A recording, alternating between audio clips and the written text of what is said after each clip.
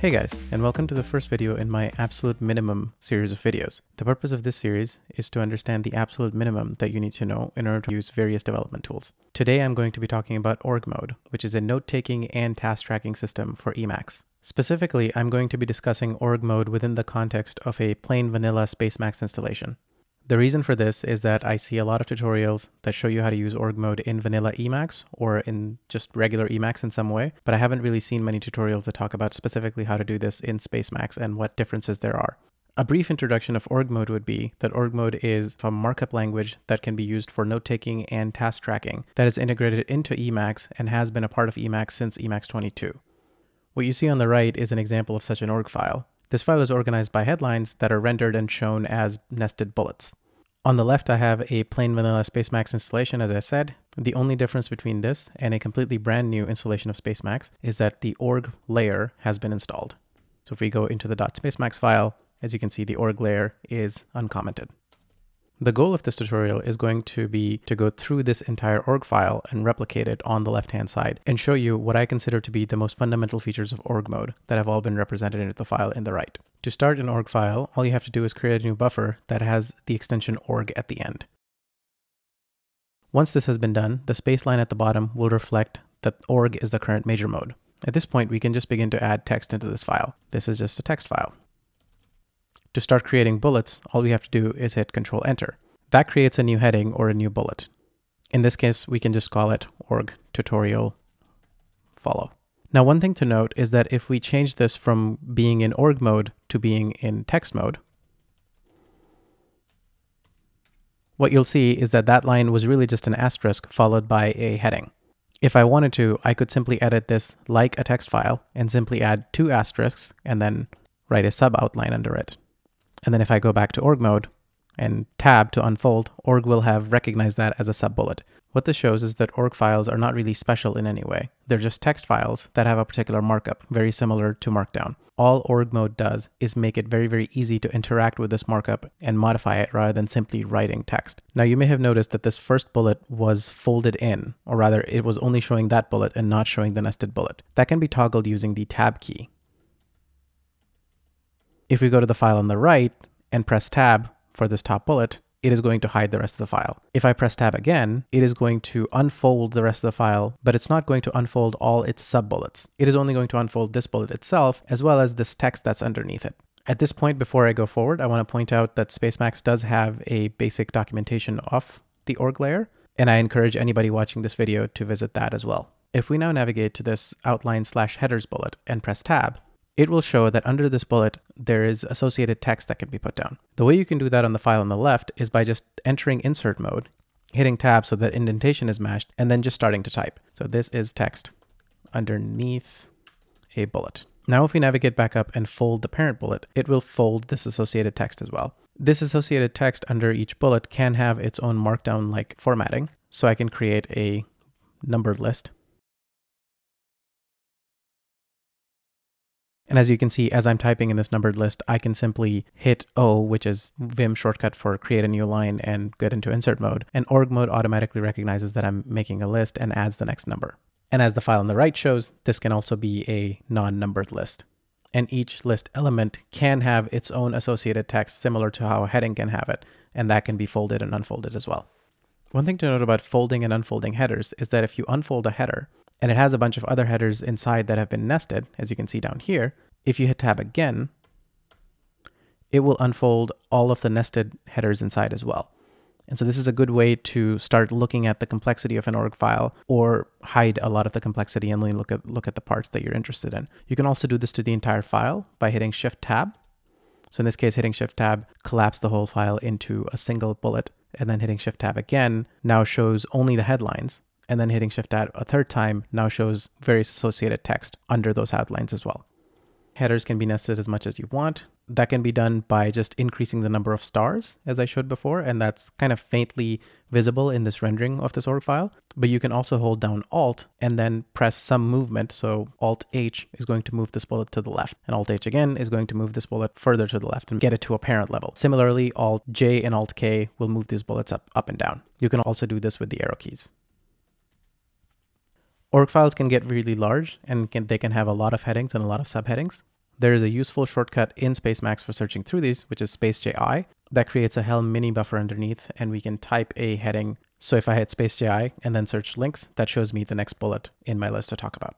I can just hit enter and it'll take me to that bullet and it'll unfold it. The general markup for org mode allows for links, images, as well as tables, as we'll see in a bit. To add a link, the markup is very, very similar to Markdown, where inside a set of brackets, you have one set of brackets that represents the link itself, and then another set of brackets that shows the link text. I've created a link for my GitHub underneath, and if I were to enter insert mode and erase the last character, it will show what the inside of the markup was.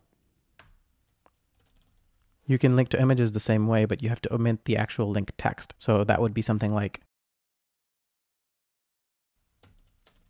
an image can have a caption and a name, and these things become important if you ever want to render this file out to an HTML or something like that, which we'll see in a bit. The image that I'm showing here is being shown because inline rendering for it, the image has been turned on. To turn it off, you can do toggle inline images. And now if I were to enter insert mode and erase the last character, you'll see this is just like a normal link. I can add a bracket back and then toggle inline images again, and that'll show the image. Next up, tables. Org mode makes it really, really easy to work with text-based tables. So let's go to the file on the left and let's create a table. If you want to create a table that has 3 columns, all we have to do is put down a pipe character and say column 1, pipe character, column 2, pipe character, column 3.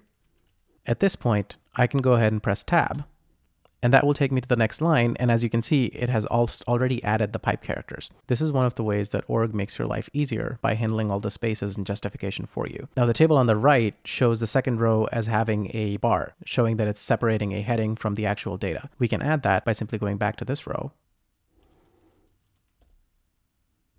and adding dashes, plus sign, another dash, another plus sign, getting rid of the pipe character, and then hitting tab. As you can see, all of the various spaces and the missing dashes org will just take care of. We can then start adding data. And we can just keep hitting tab and add more and more data, and org will just take care of all the spacing and everything for us. Tables in org mode are very, very powerful, not just because of the auto formatting, but you can also do a number of spreadsheet related things here. Since this is a beginner series, I'm not going to cover that, but it is very, very cool. Now let's talk about the point that makes org most compelling for me, which is tasks.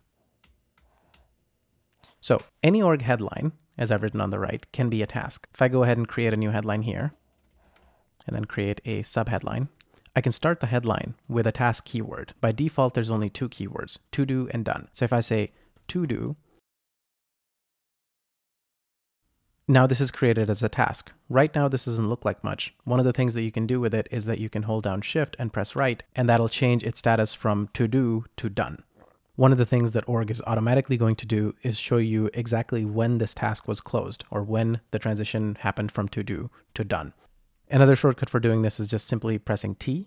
It will also go back to a state where the task isn't a to-do at all, and then you can press T again and it becomes a to-do again. You can also mark a task as being done by simply typing done, and org will recognize that in the grand scheme of things as a done task. This is a done task.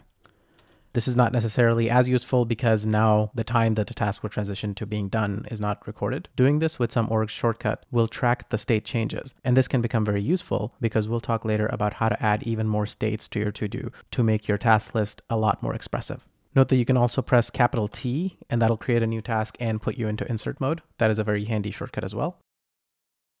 There is a command called org show to do tree, the shortcut for which is capital T. What it does is it narrows the view of your file so that only the to-dos are shown. This can be very, very useful when you're looking to see what tasks are remaining in a particular file. In the description of a particular task, checkboxes can be added. This can be done by starting a non-numbered list and then adding opening and closing square brackets with a space in between, and then giving that line some title, so subtask 1. One of the cool things about this is that if you go to the parent task and then within a pair of square brackets put down a slash or a percentage sign, and then if you hit comma, this now shows you that there is 1 subtask underneath this bullet and 0 of them are done. You can go ahead and create new subtasks in the same way. Notice that you can use a capital T shortcut to create a new subtask as well.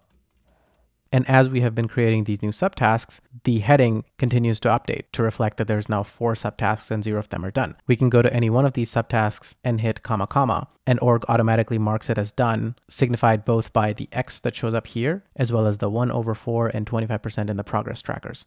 As you can see on the file on the right, subtasks themselves can have subtasks. Normal bullets and normal tasks can also treat the tasks that are nested under them as subtasks. The feature of org mode that makes all the task tracking really, really straightforward to do is the org agenda. The agenda is a way to track tasks through one or more files, so it's not just limited to a single file, and then it can also track timed tasks. To do this sort of tracking, you have to add the file to be part of the agenda. The way to do that is to use the shortcut Control-C left square bracket. If you look at the mini buffer on the bottom now, it says file added to front of agenda file list. What this has done is also added an entry in the .spacemacs file for a list called org agenda files, which is tracking now this file as being part of the agenda. Also something to note in the window on the right is this nice code block. This is another bit of the org markup that I really, really like. You can create these begin source and end source blocks, specify a language, in this case eLisp, and then put any code underneath, and that code gets properly syntax highlighted and formatted. And later, if you choose to export your file to an HTML or some other format, the correct code formatting for that particular medium will carry through. So let's go through an example of that in the file on the left. So we've created a code block for Python. Now I can go ahead and start adding Python code. And all the correct syntax highlighting for Python is being followed as if we were editing a Python buffer in Spacemacs. Note that code blocks can also be folded. There is another really advanced topic that's associated with code blocks called literate programming, where you can actually execute these code blocks inside org mode and capture their output inside your org buffer. That's an advanced topic that I'm not going to get into right now, but I might make a video about it in the future. Now that the file has been added to the org agenda, there's a shortcut you can use, space-AOO, to open a number of options for what you can do with the agenda. The 2 options that I'm going to present today are A, which stands for agenda for current week or day, and then T, which lists all of the to-do entries. If we hit T now, it'll open another buffer that shows the 2 to-do entries that we have in the org file above. Note that if the agenda were tracking more than one file, it would show you all the to-dos from all the files that it's tracking, and it specifies which file the to-do came from here. You can also do state transitions here. So if you simply press T, that to-do will be marked as done. You can press T again, and then again to bring it back to to-do if you wanted to. You can exit out of that by pressing Q. There's also a shortcut to reach this directly, space-AOT. Similarly, if we go back to space-AOO, the second view that I wanted to talk about is the more canonical agenda view. If I just press A in this window, it now shows me a weekly agenda view with today's date bolded. Right now, nothing is showing up here. The reason for that is that none of our tasks are timed in any way, so they don't really have any context for when they are supposed to start or when they're due. Let's change that. If I add a new task, I can use an org mode shortcut, D, and it will open up this small window that looks kind of like a calendar. There's a number of different ways that you can select a date or time in this calendar. One of the simplest ones is that you can just click somewhere on a date or just hit enter if you just wanted today's date. You can also do some fun time arithmetic. For example, if you wanted the task to be due in 1 week, you can do +1W. And now it shows that the task is due on the 30th as opposed to the 23rd. This kind of arithmetic can also be done for day, hour, month, etc. So if you wanted to do 1 month, +1M, and now it's due in May, or +1Y, and now it's due in 2020. Similarly, you can add some time element to it. For example, if I wanted the deadline for this task to be 5 p.m., I can simply hit space and then write 5 p.m. And that adds 1700 hours to the date markup that is being shown on the right. You can even write this in a very, very human readable format. For example, I could simply write Wednesday at 5 p.m., and that is recognized correctly. If I hit enter now, that date has been added as a deadline. Note that since all of this is text, you could have just typed this in as well. Org is just giving you some utilities to make this process a lot easier. If we were to go ahead and go back to the org agenda view now, the shortcut for which is space AOA, you'll see that today on Tuesday, it reminds me that in 1 day, I have a task that's due. And then that same task shows up as having a deadline tomorrow. But what if I have a task that maybe has a deadline in a month, but doesn't start until a week later, or it's not something that I can start working on until a week later? There is another shortcut for that. You can hit S, and it will open the same kind of calendar window, but now this is to set when the task is supposed to start. So I can say the task starts in 1 week, so +1W, and then I can give it a deadline by hitting D, and I can say it's due in 1 month. So now 2 pieces of markup have been added to this task. One is deadline, one is scheduled. If I open the agenda view now, this task does not show up this week. However, I can hit F to go forward in time, and now we see that the task shows up as being scheduled on Tuesday the 30th. If I hit F again a few times, it'll show that the task is, that same task has a deadline on Thursday the 23rd. So at this point, if I haven't thoroughly confused you already, you should be able to create headings, subheadings, tasks, subtasks, and check marks, as well as insert code blocks, images, and tables under your headlines. You should also be able to create deadlines as well as schedule timings for tasks. You should be able to use the agenda to see what tasks you currently have available, as well as what tasks are scheduled in the near future and what tasks are supposed to have a deadline. At this point, in the window on the right, I want to go over some modifications that you can make to Spacemacs in order to make your time with org mode a little bit better. The first of these modifications is changing how the bullets look. If you don't like the default view of the various bullets that Spacemacs has, you can, in your .spacemacs file, under the user settings section, set the org bullet list. And this can be a list of any Unicode character. The second modification has to do with adding more state transitions. This is one that I'm going to apply right now because it changes one of the shortcuts that we've been talking about.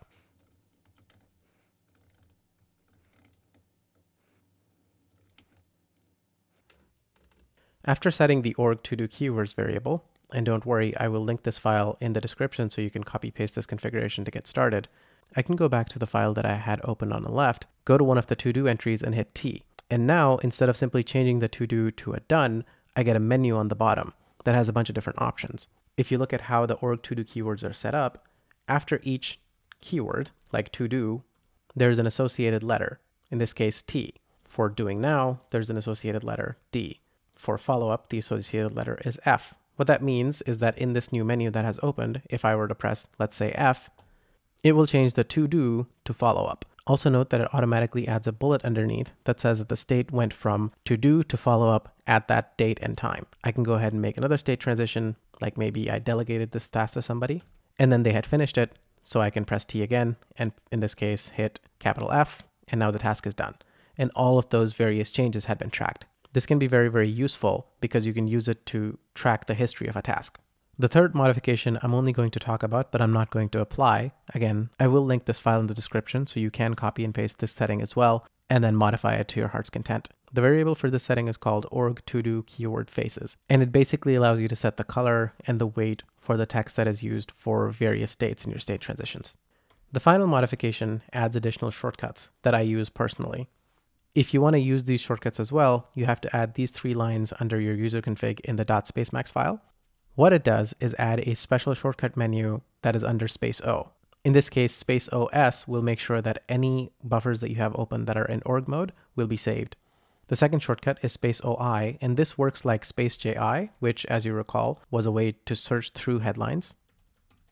But space OI is actually going to search through all the files that are being tracked by your agenda. So you can search through headlines in a large number of files very, very quickly. The final topic that I'm going to discuss that I've mentioned multiple times during this tutorial is exporting. Org files can be exported to a number of formats. My most commonly used is HTML. The shortcut for doing this is "-EE". That opens this new window that gives you a bunch of different options. The 2 options that I'm going to talk about are export scope, which can be changed by Control S. You can change it between buffer and subtree. When it's set to buffer, it will export and render the entire file, whereas when it's set to subtree, it will render and export only the particular bullet and all the bullets underneath the bullet where your cursor currently is, which can be very, very useful. The second thing I'm going to talk about is exporting to HTML. So for this file, if we simply hit H, that will bring us to the submenu for exporting to HTML, where you can either save the file as just an HTML file, you can save it and open it as an HTML buffer, or you can save it as an HTML file and then open it. I'm simply going to press small h, and on the bottom it says that it has saved an HTML file. If you open this HTML file in a browser like Chrome, you can see that it creates a table of content. This is something that can be suppressed, but I'm not going to go over that right now, where each bullet has its own link and you can click on it to get to it. All the various to-do states are rendered differently. Code blocks are rendered as you would expect them, as code blocks. Images are rendered correctly with their caption as well, and then tables are also rendered as you would expect them, as normal HTML tables. If you're interested in adding more pizzazz to your exports, you can also look at this repository called org HTML themes. My favorite theme is read the org. that makes your org mode export look like read the docs, which is something that I really, really like. So hopefully now you have a good idea of the basics of org mode and a few tips that can get you going. Some advanced topics that I recommend looking up are how to do formulas in org tables, or basically using org as a spreadsheet program. Also, look up how to run code inside org mode and how to capture that code's output. Literate programming can be a lot of fun and it can be very, very powerful. The final thing is org capture, which is a way of capturing various pieces of information into a to-do element. There's even a plugin for Chrome that can create a new org bullet for a particular link.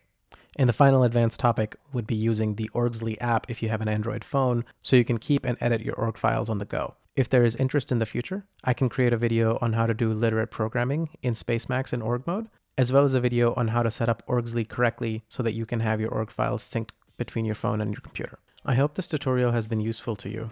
If it was, kindly leave a like and a comment and consider subscribing. I intend to make more videos like this on the topics that I've mentioned before, as well as on other Spacemacs topics, like Magit, which is the Git plugin, as well as doing large-scale refactoring, and a number of other things. Thank you so much for watching.